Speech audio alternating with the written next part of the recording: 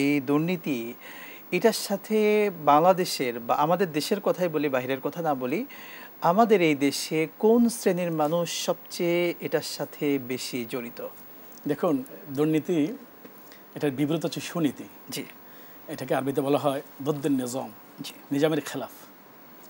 দুর্নীতি কিন্তু 4টা প্রকার আছে, যেটাকে ইংলিশে বলা হয় কারাপশন। জি।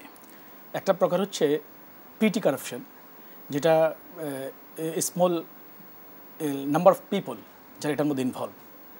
দ্বিতীয় যেটা, সেটা হচ্ছে গ্র্যান্ড কারাপশন, যেটা আপনি দেখতে পাবেন যে মানে লার্জ স্কেল, মানে যারা সমাজের পাওয়ারফুল মানুষ তারা এগুলো করে থাকে। তো আপনি দেখবেন সমাজের মধ্যে পরিবারেও দুর্নীতি আছে, এরপর সন্তানদের মাঝেও দুর্নীতি আছে, এবং রাষ্ট্র পর্যায়ে দুর্নীতি আছে। তো দুর্নীতি আসলে যাদের সমাজে পাওয়ার আছে, যারা সমাজকে রাইট ইজ মাইট মনে করে, তারাই আসলে দুর্নীতি করে যাচ্ছে কনস্ট্যান্টলি, আর সেটা চলমান। আমরা বলতে পারি যে যারা রক্ষক তারাই আজকে ভক্ষক হয়েছে।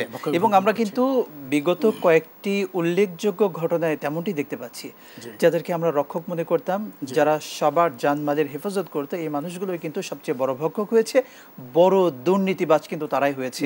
এবং দেশের লক্ষ লক্ষ কোটি কোটি টাকা এবং হাজার হাজার কোটি টাকা তারা পাচার করেছে, যেটাতে এই দেশ, যদি এই টাকাগুলো এই দেশে থাকতো, তাহলে এই দেশের মানুষ, সাধারণ মানুষ, এখনো অসংখ্য মানুষ কিন্তু না খেয়ে থাকছে। অসংখ্য মানুষ যারা মেধাবী, যারা শিক্ষিত, তারা কিন্তু বেকার অবস্থায় রয়েছে। এই অবস্থায় এখনও কিন্তু ডাস্টবিন থেকে খাবার তুলে আমাদের দেশের মানুষ অনেকে খাচ্ছে, এমন সিচুয়েশন রয়েছে। সেখানে এই দুর্নীতিবাজ তারা প্রশ্রয় পেয়ে যাচ্ছে। প্রশ্রয় পাওয়ার কারণে কিন্তু আমাদের দেশ দিনকে দিন আরও পিছিয়ে যাচ্ছে।